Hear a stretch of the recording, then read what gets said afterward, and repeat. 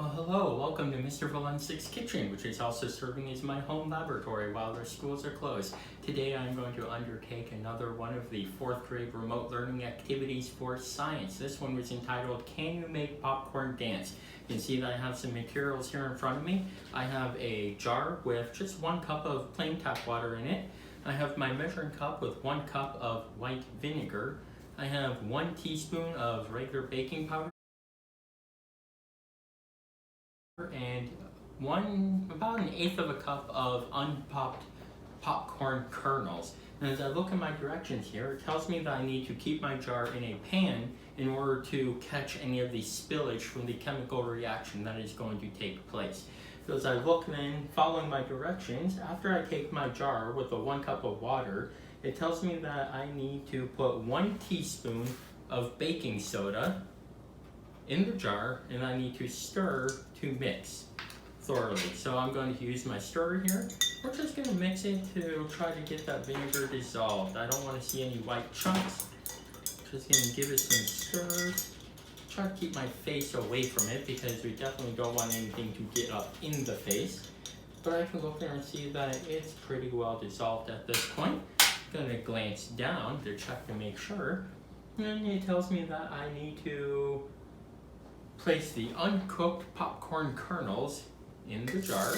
We're just going to put them in. They just sink straight to the bottom. Nothing unusual there. Then my last step is to add 1 cup of vinegar. And for this, I'm going to zoom my camera in because you want to be able to observe the chemical reaction, what happens within the jar. So now I'm going to take my 1 cup of vinegar and we're simply going to pour it in and observe the chemical reaction.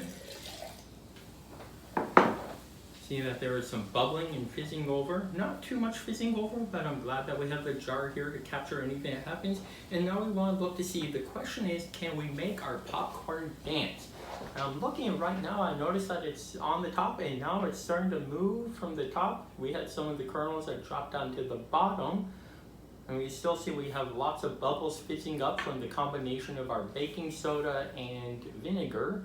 And now we see, our popcorn is beginning to move from the top down to the bottom, and it is definitely dancing top to bottom. So my young scholars, my young scientists, I'd like to ask you, what is happening in this chemical reaction that is causing our popcorn to dance within the jar? This is something I'd like you to consider, ponder, talk to your parents, your family members, those that you see. Maybe see if you have access to the internet, you can look it up to see what is causing this unique chemical reaction.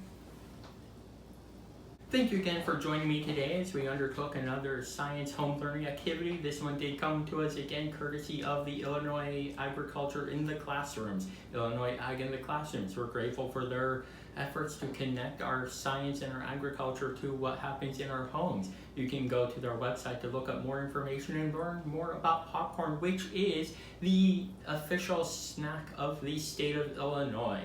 Have a wonderful day, stay safe, be healthy.